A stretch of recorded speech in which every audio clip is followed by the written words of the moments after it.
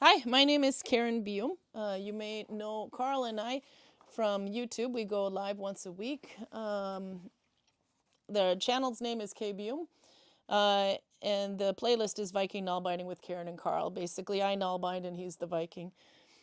So we also feature a Stitch of the Month. The Stitch of the Month for February 2025 does not have a name. It's just over and then under, front one, back one connection, and I'll get into this. This is a stitch that was recommended by YouTube for me to learn. It was just called How to Nalbind. It didn't have a name.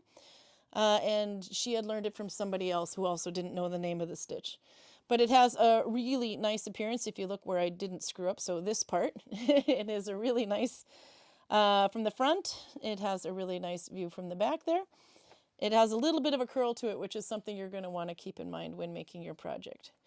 It also, as most Nalbinding, it'll stretch quite well vertically, but this one also stretches fairly well horizontally, which is uncommon for needle binding stitches.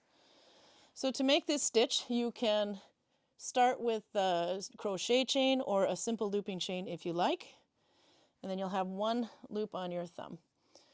When you're connecting to your next row, you're going to use the F1B1 connection. That means one from the front and one from behind. So for this one, you have one loop on your thumb. This is your old loop. This is your new loop. Sorry, there.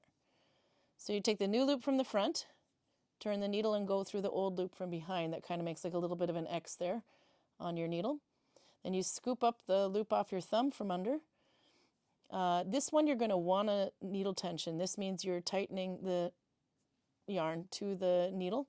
If you don't, it'll get quite loose, and you can see I have some issues there. And then you're going to go over the leader yarn and pull through. That is the stitch. So as you can see here, if you follow your old loop, it goes over here. So that's your over, and then it turns, and then it goes under these two, under. So that's where it has over, turn, under, front one, back one connection. So I'll show you that again. F1.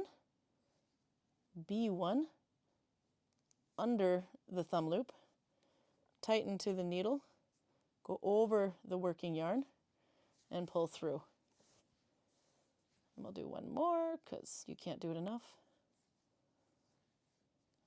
Under there. So now if you want to decrease with this could be a little bit tricky. So with this connection, the F1 is going to have to be two new loops. You need to take two loops together in order to make it smaller. So the F1 will actually be F1 or two new loops from the front.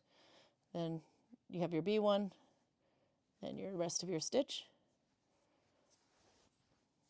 So when you do the stitch after your decrease, you're going to have to also remember that these two loops are now your old loop. It equals actual one. So you go F1 in your new loop.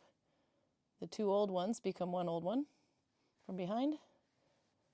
Scoop the thumb loop off, needle tension, go over the working yarn and pull through. And that's the stitch. So if you want to decrease, which is something I opted not to do on this one, it's actually quite easy to do, but it is harder to identify on the second row. So to increase, you just want to go through your old loop one more time and make your stitch. And pull through. Now I've increased. So it's super easy to do. However, it's easy to confuse this as one loop when it's actually two. When you're on the second row, you'll see that it's kind of harder to identify.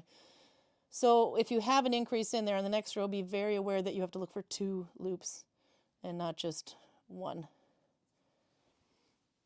So there you have it. Good luck. Happy needle binding.